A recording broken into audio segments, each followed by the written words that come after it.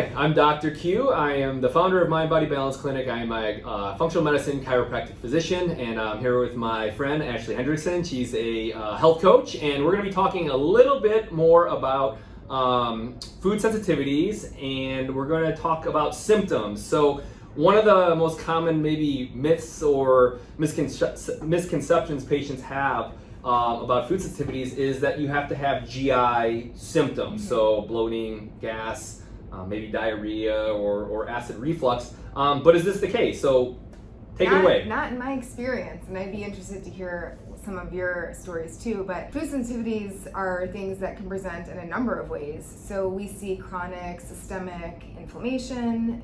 It can impact every system in the body.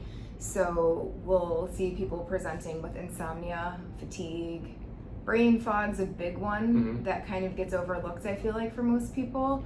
ADHD, depression, you name it, any of those sort of mental, I would say, symptoms can be linked back to food sensitivity and inflammation.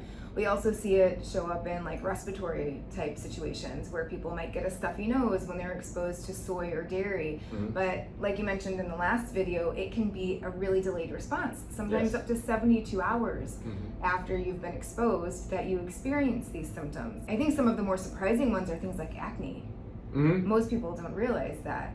Do you see a lot of skin type reactions in practice too? Yeah, so I'd say some of the most common things that I see are going to be skin related. So acne, especially if a cystic acne presentation, and that is highly correlative with dairy. So a number of my patients, we pull out, the cheese, maybe yogurt or any actual cow's milk they may be drinking, and they do notice a pretty quick turnaround for those symptoms as well. I also see a lot of joint kind of musculoskeletal, and being a chiropractor, people come to me for joint problems as well. And there's a huge correlation between what is somebody putting into their body and how they're feeling there. So especially in the wrists and like the fingers and the thumbs, I've noticed a lot of patients, when we pull out those foods, we actually get some pretty good resolution of the joint pain as well. So that's another area that I tend to see. Joint pain, and I think even fibro symptoms for a lot of people are really exacerbated by the foods they're eating. Again, it's that chronic systemic low-grade inflammation that we've started to kind of adapt to and live with as our normal.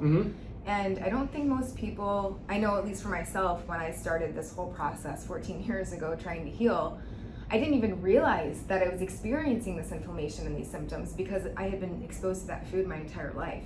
So my baseline normal, which I thought was good, wasn't anything close to as good as I could feel once I had the information. Definitely, and that's one of the common, I'd say, things people report back when they do pull out some of these foods is that, oh my gosh, I never knew I could feel so good, and then maybe they add it back in and they go, oh, symptoms are coming back. So it's important because they start to see the connection then between what they're putting in and how it's affecting them. Yeah, and it is a really important thing to start to identify as you're on a healing journey, trying to especially manage like energy, fatigue, things like that really can be impacted by the things we're eating. And I think also another misconception that I see a lot with clients is that if it's a healthy food, it couldn't be the problem. And so it really becomes educating you all and the clients and patients we work with that it's a very individualized thing. So even a healthy food could be inflammatory for me. And make me not feel good. Exactly. Right? And we do have kind of our usual suspects where we can start and just do kind of more of the traditional elimination, but there are a number of foods that we would put on a health food plan and say, yes, eat them. They're really high nutrient dense and going to benefit a patient, but there may be that immune reaction there, and that's where the testing can help. So that's one of the things we'll kind of get into in our next video, is just talking about some of the ways we can pull out which foods may be problematic and which foods we can keep in the diet there. Yeah, so tune into the next video because we will be talking about how to identify which foods are inflammatory for you. Yep, thank you. Thanks.